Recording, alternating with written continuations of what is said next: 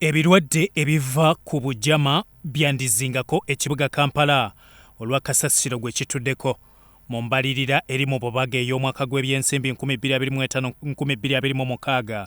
Kasasiro tateereddwako ssente yonna ng'eya KCCA esalise okuva ku buwumbi 803 mu y'omwaka gw'ebyensimbi 2024-2025 nedda ku buwumbi 754. Minisita Kabuye Kyofa Togabye omubezi wa Kampala n'emiriraano ne Nankulu wa Kampala Sharifa Bozeki ababaka babalabudde nti bandisibira mu makomera ku bya Kasasiro.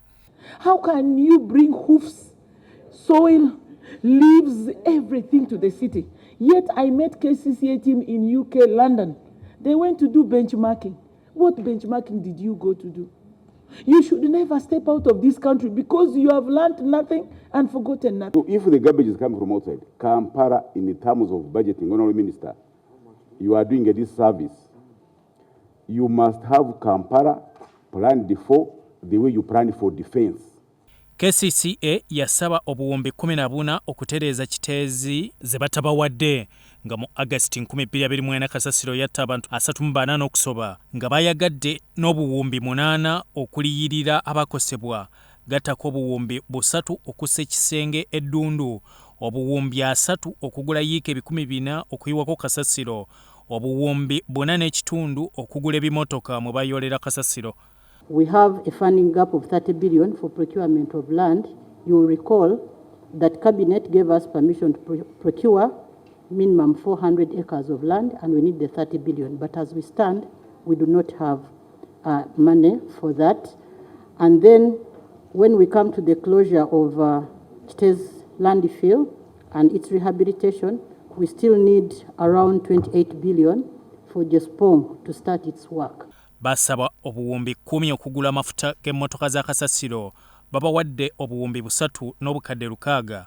Abayonja ekibuga babawadde obuwumbi 8 ku 14 bwe beetaaga obuwumbi 2 n'obukadde 6 okusomesa abantu enkwata ya Kasasiro bazibamye babawadde obukadde 39. Because their wages you must have foreseen. I'm posing a question that will come to bite in a few months. You know you have 2,000 casual laborers and you're saying I have only money for 600. Ssentebe wa Kakiiko Alex Byarugaba n'omumyuka we Flora Natumanya bagamba ekibuga Kampala kikyalemye. You've come out clearly that you don't have any piece of land where you do dump the garbage. Where are you dumping? It's been the story for over 4-6 months now, day in, day out.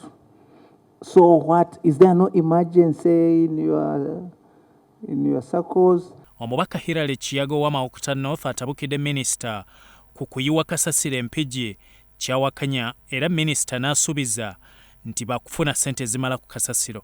KCCA erowooza erina amaanyi mangi nnyo we twogerera bakyayiwa Kasasiro ebuyala era batusuubiza nti tujja funa engagement era nga tumanyi bagenda ku stoppinga Kasasiro ono olw'okuwa ebitongole bya gavumenti ekitiibwa naye ndowooza bo balaba nti bali waggulu wa NEMA bali waggulu wa NFA. Kyova olaba issue minisita gyakulembeza nti tutuubagidde ne Kasasiro bw'oba otuubagidde n'ebizibu byo ate tubikuba neighbor. Buli wooteekako ka Kasasiro emmotoka eziva buli wamu tozikkiriza. So tewali kisobola kukolwa nga tukikola mu kumenya bw'amateeka buli kimu tukikola bulungi lwakuba n'ebimu mbagambye byetaagamu ebyamakati olw'embeera y'Abannayuganda gye bakola ki kati ekyo mukirekawo bwe kityo. Ya Mohamed Wamala ne Eric Sebala Musoroti TV Omunyo.